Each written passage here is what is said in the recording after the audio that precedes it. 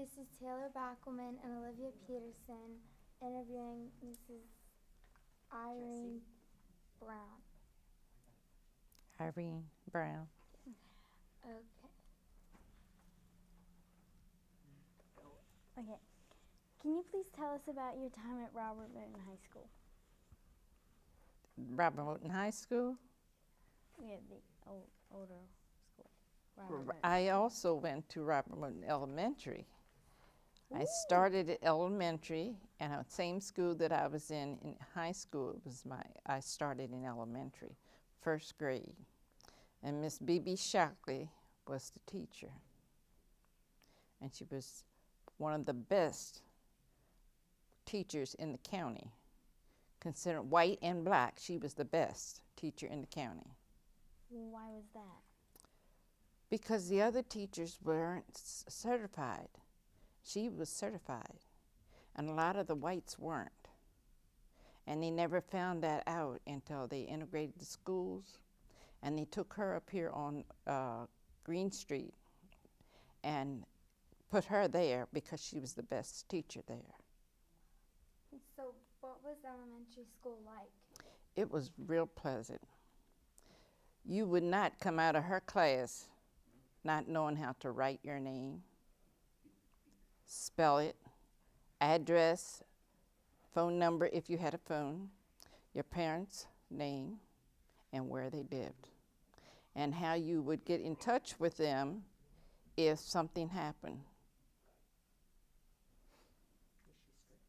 Was she strict? Yes, she was. Yes, she was. She had a stick about that long Oh. called the pointer. And if you did something wrong, cross your fingers she went. Well, what did kids do wrong that made her use the stick? Well, if you fight amongst yourself, you wouldn't be quiet.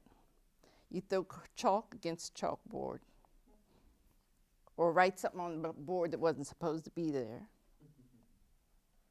You wouldn't come in from outside on time, and if she said something and you would, just one little would get you in trouble.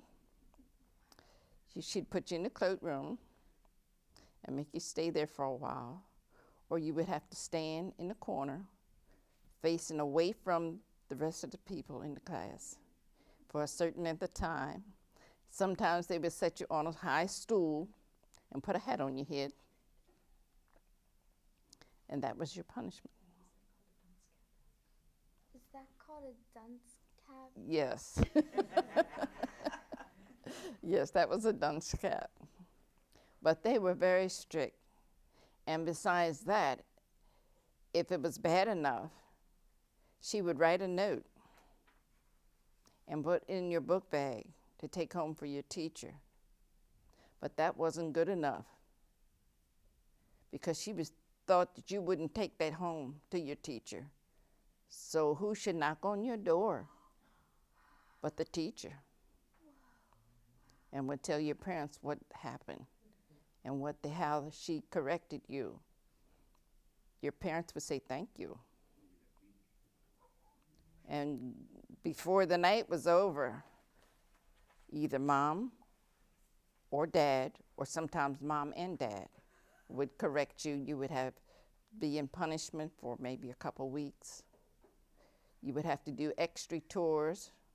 Well, say like if your tour was doing dishes tonight, if I'd done something in school that wasn't right, I would have to do my tour plus your tours. Wow. How big was your family? It was 6 of us. It was 7 altogether, because my mother raised her sister's son, because she died. So my mother raised him. But we had fun. It was very nice. Did all of your siblings go to Robert Moton? All of them went to Robert Moton. My oldest sister went first, and she graduated and went into Peabody's Institute at first. And then she changed and went to a school in Virginia and became a teacher. Got married, had children, and that's it. And then it was my brother. He was the little devil. He went, and then I was 2 years behind him. And my brother and the teachers didn't get along because he had a mind of his own. And so he ended up quitting.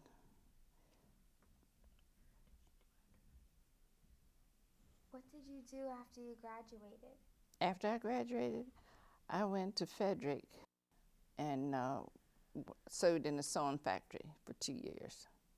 Then I got married and had children. What did you tell your children about Robert Moton?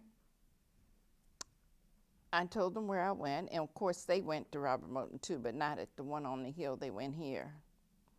And they could not believe of the things that we had to do.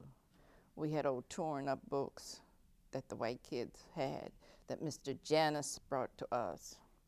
And you would have maybe the introduction, and then maybe you'd go to page 5 or 10 and read a couple lines, and maybe the next page wouldn't be there again. So you would have to sort of figure out what was in between.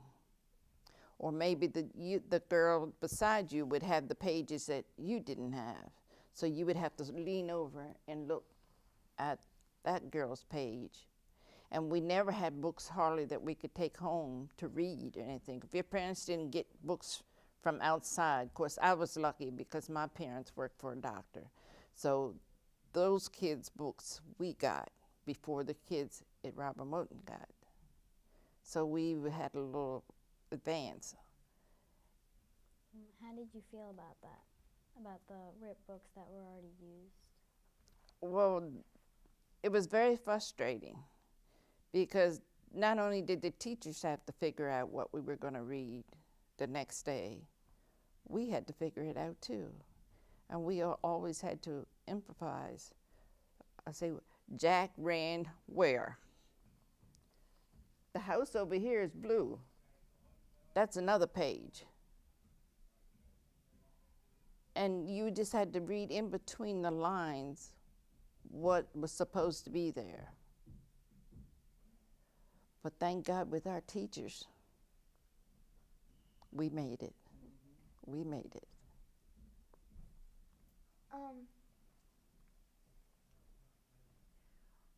When you went, you attended the original Robert Moton, correct? Yeah, The up here one on, up on Church Street. on Church Street.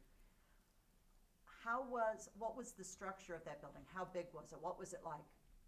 Can you tell us about it? We had first grade to the third grade, I think it was.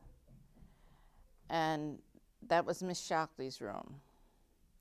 And then we had Mr. Lee's room, which ran from 4th to the 7th.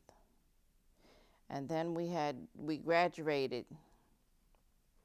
That's when we put on our little white dresses and shoes and got your hair done and all that, and graduated into high school.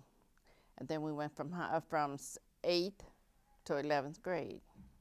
And then we graduated. But the school was not big enough for our class to graduate. We had to go down to the old Upper House on Main Street. And that's where we graduated from.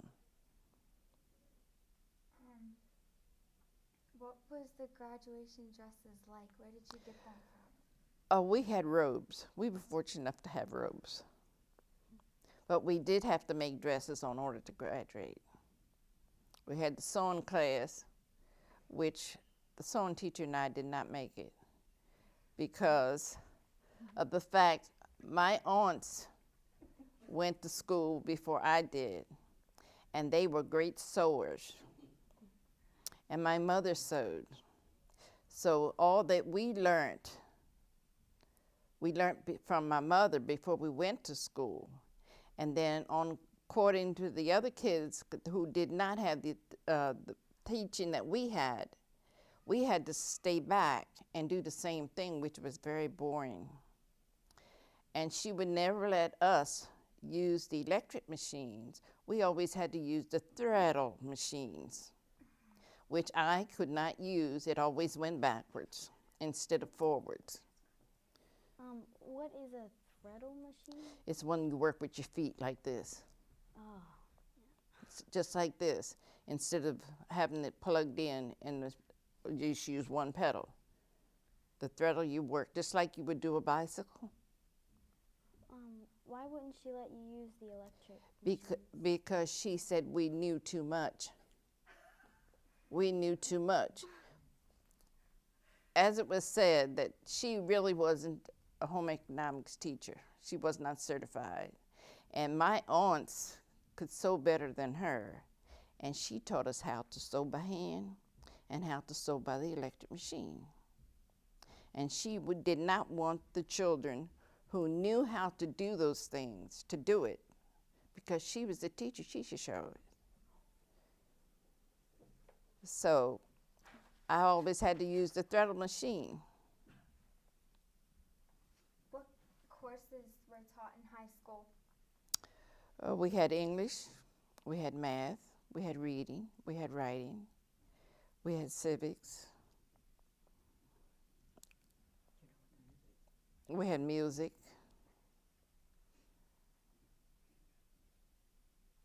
Can't think of any. What is civics exactly? Civics was more or less, they were supposed to be teaching us world history and geography, and we had geography and all this, but she got me lost there. Because my cousin and I used to set up and write my brother's homework out, and we got caught one day, and he got in trouble. And we got in trouble too for writing his work. What was your punishment? What was our punishment? Our punishment wasn't anything, but his punishment was he was supposed to stay in after school and do the work, because she tore up the paper that my cousin and I did. Oh. And yeah, because see, if he had taken that piece of paper like he should have, like this, everything would have been all right. But no, instead he threw it across the aisle like this.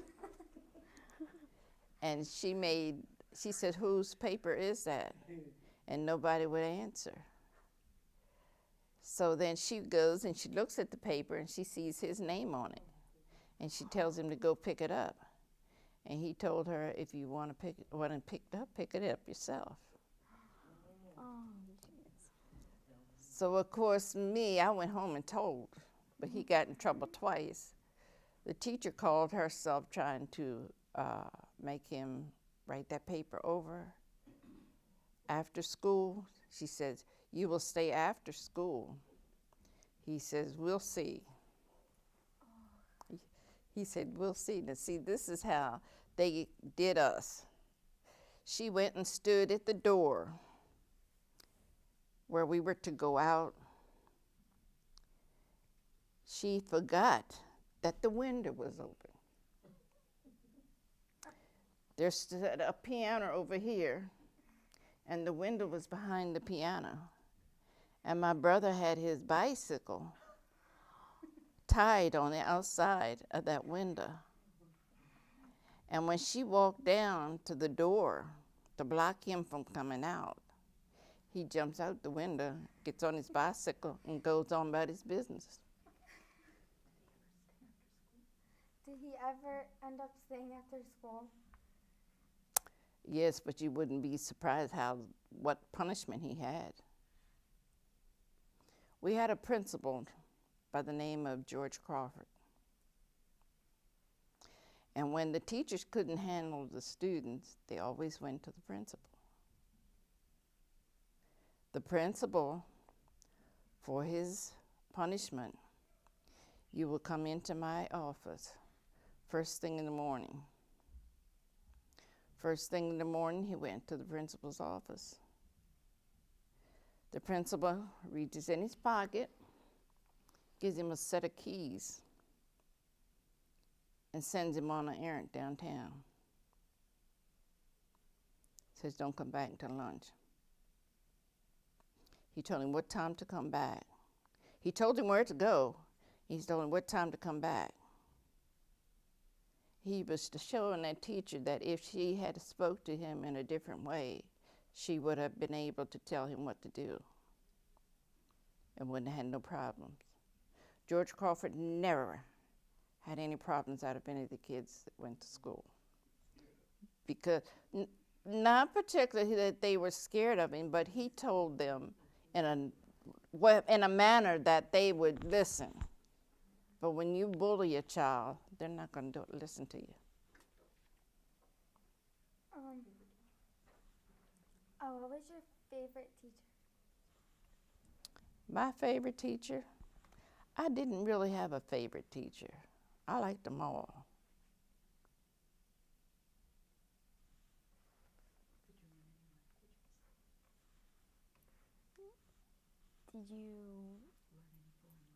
Did you learn any foreign language? No, we did not have foreign language.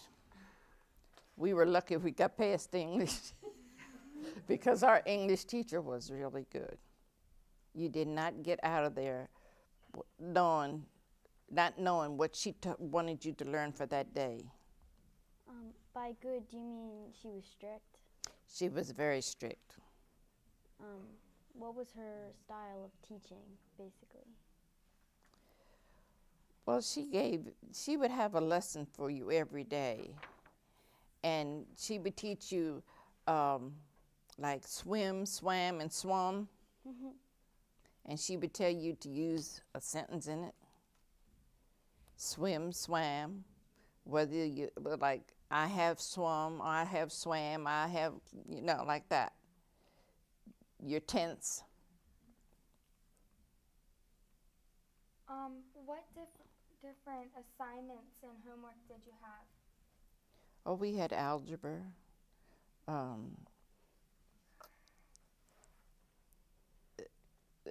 dividing, addition, division, like that, and algebra. And I was in every other year they had geometry. My year came up, we didn't get geometry. Why? That's the way they had it set up every other year. How much homework exactly did you have? How much homework? Yeah. Whatever class we went to that day, which was maybe 4 or 5 classes, we would have homework from each one of them. And it wasn't just one sentence to answer.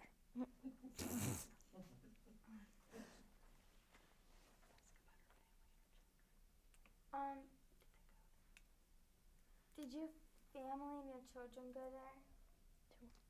To Robert Moton? Yeah, all my sisters went. I had one brother, but he ended up quitting school. Where did your children grow up? Where did you raise your family after high school? I raised them partly in Johnsville. My son went to Johnsville for 1 year, and then I moved back to Westminster, and they went to up here. Did your children stay around here after they graduated, or did they go elsewhere? They went elsewhere. Why? Because there was nothing in Carroll County for black kids. Where did they go? Well, the oldest girl went to Patricia Stuyvesant in Baltimore to be a model. And the boy went to Catonsville Community College to play football and basketball and ruined his knees. And the third girl, she went to Apex Beauty School in Baltimore. And the fourth one went to a modeling school, I can't think of the name, in Baltimore, and was unable to finish because she got sick and she had to withdraw. And that's it.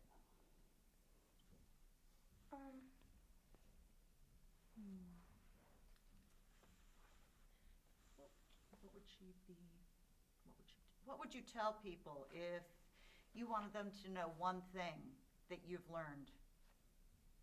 That we went to a great school.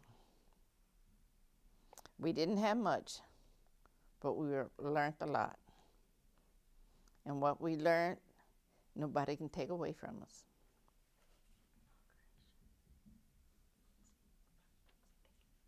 Thank you very much for having this interview. Thank you. Yeah.